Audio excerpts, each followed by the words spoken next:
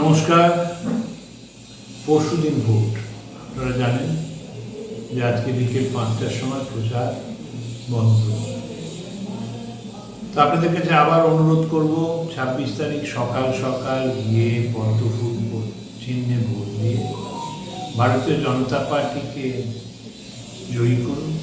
ভারতীয় জনতা পার্টির প্রার্থী ডক্টর সুকান্ত মজুমদার আমাদের বালুরঘাটের ছেলে, শিক্ষিত, মার্জিত এবং অত্যন্ত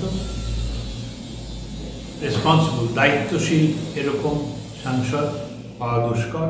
আপনারা পেয়েছেন, ওকে ভোট দিয়ে জয়ী করুন এবং ওকে জয়ী করে মোদিজির হাত শক্ত করুন।